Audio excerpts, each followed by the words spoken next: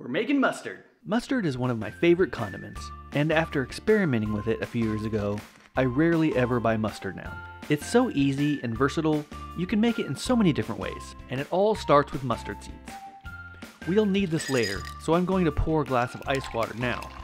More on that to come. Today, I'm making a quick and dirty Dijon style mustard, which I didn't know until recently is often made with brown mustard. I just always assumed it was made with yellow mustard given its color, but I'm going to use both yellow and brown today. I keep a coffee grinder specifically for spices. They're very inexpensive and quite effective. Just grind into a fine powder, unless you like your mustard a bit rustic, and then you can leave some of the seeds half broken or even intact. Break out your favorite mixing bowl and add the cold water a little bit at a time. The thing that gives mustard its spice or heat level is water, specifically cold water. The temperature of the water dictates how spicy your mustard will be. Once you break open the mustard seed and combine it with water, there is a chemical reaction that takes place. I like my mustard with a lot of bite, so I use ice cold water. This is one of the aspects of mustard that makes it so versatile, not to mention the acid and other ingredients you can use. Dijon is traditionally made with verjus, which isn't easy to find and typically comes in large quantities. Despite my affinity for mustard, I just couldn't justify the purchase of such a large quantity because, well, I'm not a manufacturer of mustard. Whisk this until you've got something just beyond a paste-like consistency.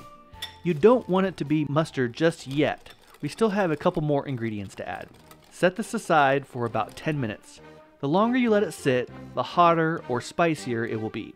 So yet another aspect to experiment with.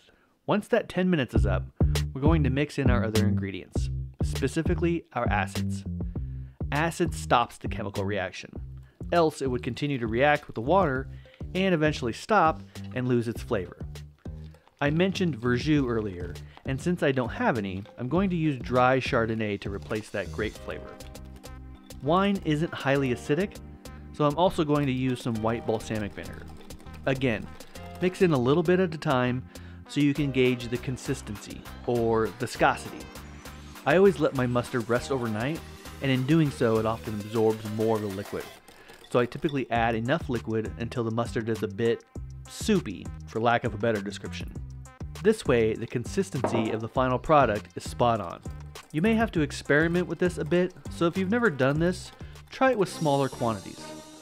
Mustard seed isn't terribly expensive. I ordered these 22-ounce containers for about $12 each, and they'll make mustard for the better part of a year, give or take, so they're definitely cost effective. Once you've got it to your desired consistency, just pour it into your container of choice. My wife likes to keep an assortment of mason jars in the house, so I often use them.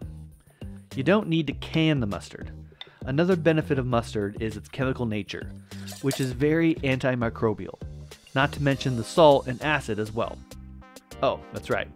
I also forgot to mention some of the other ingredients I like to use, and because I had a bit of a equipment malfunction, these didn't make it into the recipe, but they're turmeric and dill.